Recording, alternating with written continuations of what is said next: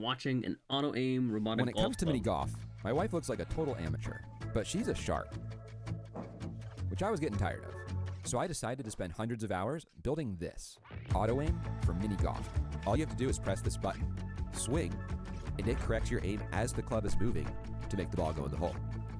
You could be swinging over here, and the club will make the ball go over here. It feels like magic. Since it's aiming for you, you don't even need to look. Heck, you don't even need lights, it'll work in the dark.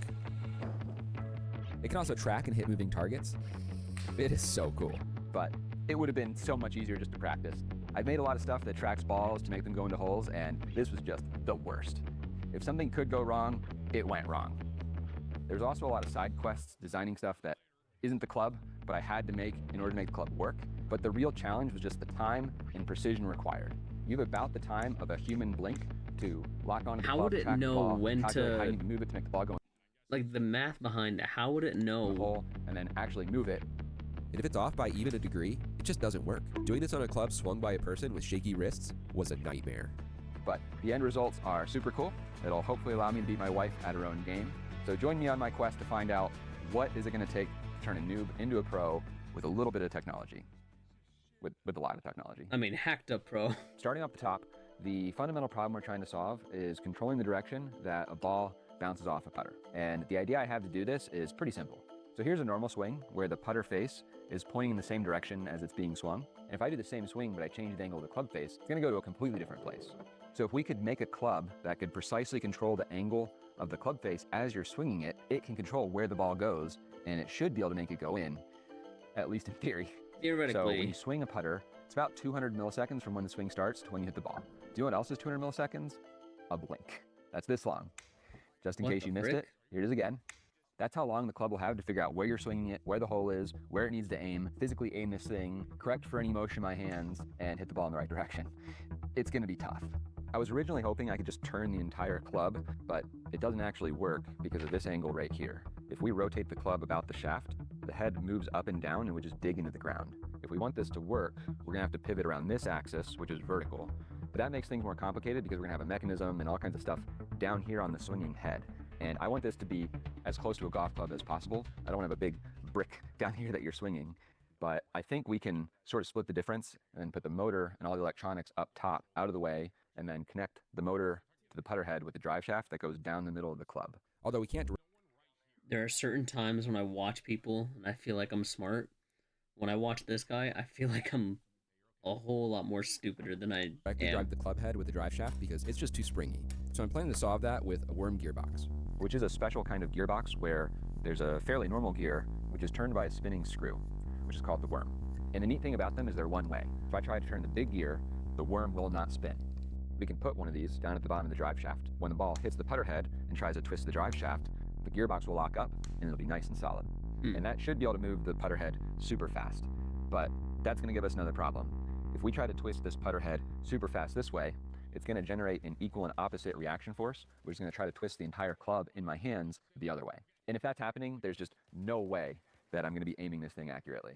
But the nice thing about equal and opposite reactions is that if you have two actions that are opposite of each other, they'll generate equal and opposite reactions that cancel out.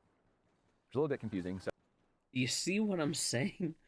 Like, there are times where I just feel like I'm dumb, and this time I feel like I'm really dumb. So imagine you have a guy running on a treadmill. When he runs forward, the treadmill moves back. If you have two guys running on the same treadmill in opposite directions, they're both trying to push the treadmill in opposite ways, and it's just not going to move. So in the case of the putter, that means having a second putter head that moves in the opposite direction so that the torques cancel out. It's going to make a lot more sense when we have the actual thing, so let's get it made. The putter head is just a match made in heaven for 5-axis machining. You didn't see that. What And the you definitely frick? It didn't just see broke it. off. As you saw, it's hard to hold on to, and it's covered in features on every side. Aside from hitting the eject button, I think that turned out pretty well. Other than the club head and a few shafts, I somehow managed not to machine any other parts for this. All the other parts are made on the water jet or SLS 3D printed out of nylon.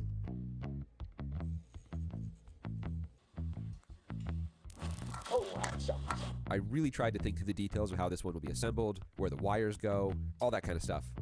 And I think that paid off because it went together with almost no filing or drilling extra holes, which is pretty rare. how does he know? It's mind-boggling to me. How does he know what to do? Like, I understand you can figure out what to do, but how does he exactly know? Is it trial and error or what? All right, we have the tiniest, cutest little golf club ever, and don't be alarmed by its small stature.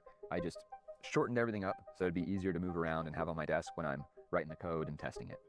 So let me give you the tour. Up top, we have our motor, a high torque, low speed BLDC, with its position controlled by this little board called an O-drive. And you can't really see it, but there's a drive shaft that's connected to the motor that goes down the middle of this outer shaft to our gearbox, which turns the putter. And the worm drive output is sideways, so we have another set of gears that change its direction and turn the putter head.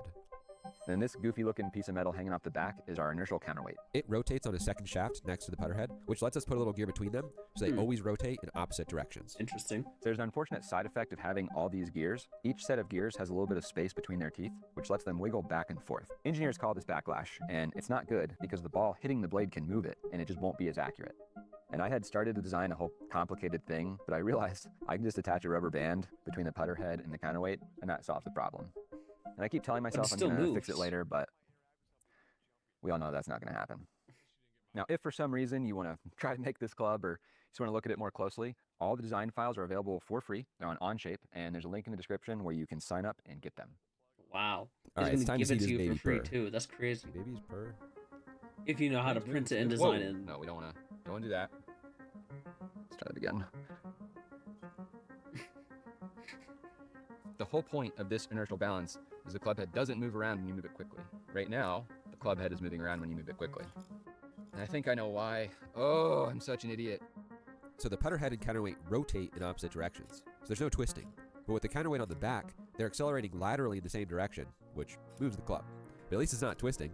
This turned into a series of increasingly desperate attempts to hack away the problem, but it's very confusing because reality was not matching my calculations, and I couldn't figure out why, so I just broke down and built this thing. It's a 3-axis gimbal that will let the club rotate freely in every direction, which should make it a lot you easier need to a see what the reaction stabilizer, forces right? are Because if based it on how the keeps club's moving. offsetting itself. So theoretically, this thing is totally inertially balanced, but reality begs to differ. The twisting is responding the opposite way that I would expect to changes in the counterweight. I think I know what's going on here. It's the motor. So when the motor accelerates, it also tries to twist the club with its reaction torque. But I was ignoring it because the motor's inertia is low. But I failed to consider that the gears make it accelerate 30 times faster, which makes it 30 times worse. Which finally explains why my math didn't match reality. Because it was garbage. When you look at this math, right? Like, I don't even understand it. Oh my god. But this is actually really good. The motor's trying to turn the club in the opposite is direction so that the putter complicated, blade but is, it's just which so means we can interesting use to it me. to cancel out the torque from the putter blade. So I modified the motor to let me add these little rings, which add mass to it and increase its inertia. And it seems like 2 rings will make the motor perfectly cancel out the reaction torque from the putter head, which means we can just get rid of the inertial counterweight. But we do need the putter head to be balanced when it spins, so I'm adding a static balance weight to the back, which should keep it from wobbling. All right, we've got the motor with the inertia rings. We've got the putter head with the counterweight so that it's balanced when it spins. Look at how good this is. It is so much better than my original It's super not as, duper, totally aggressive, incorrectly yeah. engineered design. There's still a tiny bit of balance I need to shift, figure but this there's out. basically My God, no man. twist. I think this is good enough, and it's time to turn this little micro club into a full club. It's literally the same thing, except there's now a grip, a button, and some stuff to help us track it. But we can't actually do that yet because we don't have any mini golf holes to play on. And I considered going to a real mini golf course, but my experience has taught me I'm going to be sitting with this thing for probably at least a month Hours. trying to get it working. So I'm just going to make my own holes. Mhm. My plan is to have a set of modular pieces that can connect in different ways. This should let me try out all the different mini golf shots. And they're pretty basic wood construction, but I am doing my best to make them flat and consistent, which is why the top is MDF. I don't want any knots or waviness making the ball move unpredictably. The perimeter is thick wall steel tubing, so I get maximum bounce consistency, and on top of the MDF is fake grass turf stuff, which is glued down to all the holes so there's no wrinkles or bubbles. Building these took way longer than I was expecting, but they are really nice. And I also made a loop. Now he I has don't a have a good court reason at for this. home, right? I just wanted it. So not a court, but he's got his own golf turf at home that he can use whenever. I mean, When you win-win. build a mini golf hole, you're legally required to just bounce the ball around it for about an hour. That's what I've been doing. And I noticed something very concerning. Every time the ball bounces off the wall, it jumps into the air. Huh. And I'm not going to get into the physics of this, but it seems unavoidable. And I also noticed something else. Watch this. The ball should be rolling in a straight line, but it's not. Wow. So it turns out I didn't make these holes flat. like at all. The middle is about a centimeter lower than the edges. Which means the turf is shaped like a bowl with a Oh, 1 it's centimeter drop dipping. over not very far. I just wanted to have level holes that the ball bounces nicely off the wall, but that is completely out the window. This is going to make our software that predicts where the ball is going to go so much harder. We've got the club, got the hole, but can't do anything useful yet because our computer doesn't know anything about anything, which is a problem because we want it to calculate how the club should move to hit the ball correctly. To do that, it needs to know precisely where the hole is, where the ball is, and how the club head is moving and rotating across time. It needs to Unfortunately, be, I have the perfect tool for the job. You might remember my tracking cameras from the bow or the basketball What's the project. word? They're called There's a word, man. I know the word for it too. It needs to. Jesus. I can think of it. If I figure it out, I'll say it. Amazingly good at tracking stuff moving in space. So you set the cameras up around whatever it is you want to track, and you attach these little reflective balls, which are called markers, to the things that you want to locate. The cameras send out a bright pulse of infrared light, which reflects off the markers back to the cameras, and they filter out all the light except for infrared. They're seeing pretty much just the markers. And since multiple cameras are seeing the marker from multiple different locations, they can work out where it must be in space. It's kind of like triangulation. And they do this really fast and very precisely. Like right now, they know where this ball is within half a millimeter, updating 240 times per second. I'm attaching a set of markers to the club shaft so I can track the path the club is following, and another set to the putter head so I can track its angle and position as I move it. Except I can't quite do that with these markers. I need to know the exact position of this face, and they don't tell me that. So I made this jig, which magnets to the putter face. And you may recall that 3 points define a plane. So if I know where these 3 markers are, I have a plane that I can offset back to know exactly where the club face is. Wow. And if I simultaneously measure this jig and the markers, I can compute the offset and rotation to go from these markers to the front of the club face. So now if we measure where those markers are with my tracking camera, we can use the offset and rotation to calculate where the club face must be. So he can measure it, basically. The ball is another tricky thing to track because we can't just have markers hanging off the side of the ball. And I tried using little reflective dots on the ball, but they're just too small and moving too quickly for me to get a reliable track. So I decided to just turn the ball into one giant marker by cutting out and carefully applying reflective tape to the entire ball. And it's not perfectly even. It probably won't bounce as consistently as a plain golf ball, but it seems to be pretty good. I'm not seeing it do anything weird. And it tracks really well. This is a trace of it jumping into the air after it hit a wall. Now that we got the tracking working, we know where everything is, but we still need some software that's going to take that information and figure out what to do with the head of this putter. And if we want to do the full mini golf, bouncing off walls and correcting for the curvature of the turf, it's going to get very complicated. And I'm going to do that, but I just want to see this thing work. So for now, I'm going to do the simplest thing I can think of, which is point it so that the ball will go straight toward the hole. So this turned out to be not simple at all, but we got it done. Using it is pretty straightforward. There's only one button. It's right under your thumb. And I have it because I don't want the club going crazy trying to track balls when I'm just carrying it around. So that tells it time to go crazy. And when you're in position, you just press the button. The computer starts tracking the club, looking for motion that matches a swing toward the ball. And if it sees that, it starts fitting a 6D trajectory to the path of the club, estimating how it will move and rotate before it reaches the ball. And then the club is also speeding up as it approaches the ball. So the computer's also trying to model that and predict its speed when it hits the ball. And throughout this process, my hands are moving around and tweaking the club. So it's measuring the deviation from its goal coming from my hands and adjusting the path in real time. So all of this is working together in perfect harmony so that just when the club reaches the ball, it hits it in the wrong direction. Why? This is one of those times where I wish I paid more attention in I do class. know that we've just arrived at integration hell, which is where you try to put everything Physics together and engineering nothing classes, I works. just wish I paid more So attention. here's a little Whitman sampler of some of the problems I worked through. The motor had too much cogging, which would make the controller go unstable. The reflective metal on the putter shaft would occasionally confuse the tracking cameras. I accidentally fried the motor controller.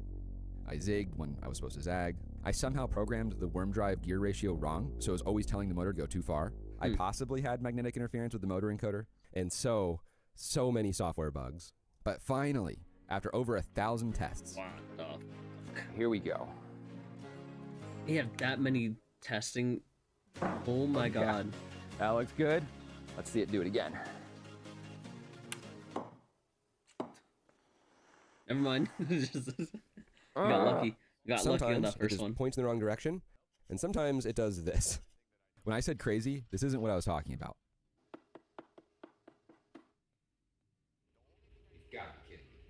I've zeroed in on a huge issue.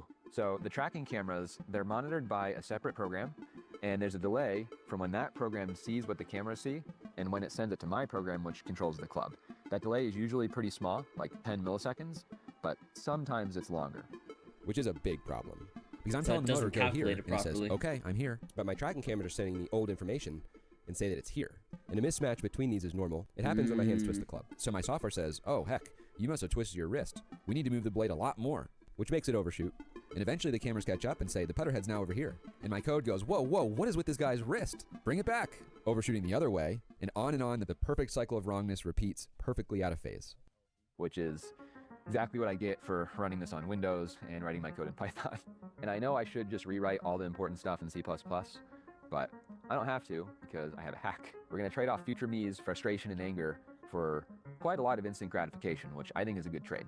What we're going to do is just ignore all of this and fix it in software. We're going to track the latency between the two programs. If I get information from the tracking cameras that's 200 milliseconds old, I can just use the information from the motor that's also 200 milliseconds old, and they'll sync up and everything will be stable. I am planning to fix it properly, but for right now, I just want to see this thing work. All right, let's see if this thing can work.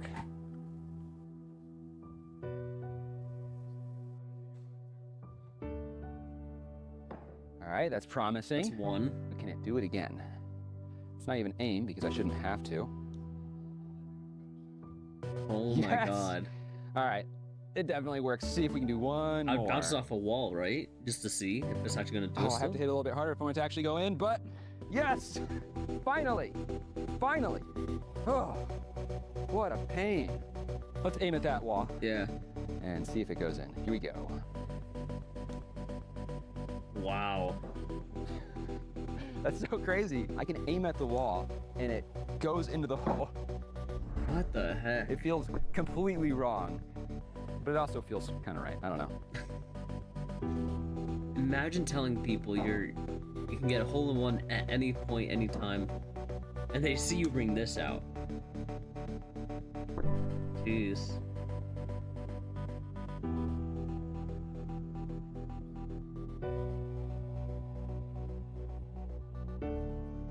Even knowing how this thing works, it seems to just defy physics. Is like blowing my mind.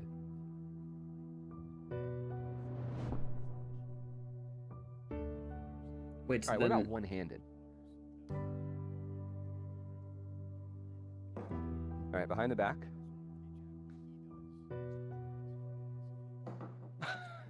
I can't believe that went in. All right, blindfolded. Sounded right. I realized it should be able to hit a moving target, which I just had to see. So I made this special hole that can drive back and forth, and it has And he tracking makes markers. something else My too. software can track it, predict where it's going to go, aim at that point. This guy is then- mental. Oh, okay. That's crazy. So can figure out the target moving, but it can't make This the whole one, thing but it does is go so through cool. it. But it isn't perfect. Between the latency issue I'm just ignoring, the camera is sometimes losing tracking, and my software not correcting for the turf not being flat, it doesn't always go in. You also have to hit the ball hard enough, and it can't work with extremely short, fast swings. Yeah. In fact, I realized I accidentally developed a super long, goofy swing because it just works better when you do that. But we are still just hitting balls in straight lines, and if we want to do true mini golf, we need to do a lot more. I want to be able to bounce off walls and do bank shots, crazy bridges, do that weird half loop Oh thing my that I built, God. and probably most importantly, beating my wife at her own game. And to do all that, it is going to be a major software upgrade. We're talking full physics simulation of everything. How the ball rolls, friction, how it drives up the walls when it bounces off them. And I know this because I've actually done most of it already. It's not quite there. There's still a few problems. He's gonna figure this out in one being episode? it takes 25 hours to compute between every shot, but details. I'm gonna get that worked out. But there's just so much to it, and this video is already so long. I think we need to call this part 1, and part 2 should be out a lot sooner than videos normally take, because I'm pretty far into it. If you wanna make sure you don't miss it, make sure you're subscribed. And if you have any good ideas for things I could make this club do, let me know in the comments, but make sure the ideas aren't too good. I don't wanna spend a month doing something that I didn't plan on doing. So I guess for now, the only thing left to do is to see, is my wife as impressed as she should be? I don't know. I'm Projects genuinely like this gonna are watch the just second the part. I worst. don't even They're care. so hard I'm to gonna get watch working, it. but they're also the best because they're so good at showing the power of engineering and math. And if I've done a really good job, you're inspired to get out there and learn some stuff. And if that's you, I really hope you'll check out this video sponsor because it'll help you. It's a tool for learning technical stuff called Brilliant. So for the longest time, I didn't think I was a math person. It wasn't until I had a Just good gotta like skip the sponsor here. brilliant for Unfortunate, sponsoring this sorry. video, and I really hope you get out there and learn some stuff. I'm telling you, it's worth it. Got the wife. She's ready to do some judgment. So what do you think? This looks like a Reese. It's got that trademark crinkle edge. Patent infringement. Some very insightful analysis. Seems like a lot of stuff to make this work. It's a club, computer, 12 tracking cameras, some tripods, a mini golf hole, golf ball. It's like hardly anything. Just aim somewhere, press the button, swing the club.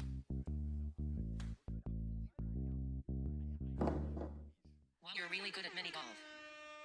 You're really good at mini golf.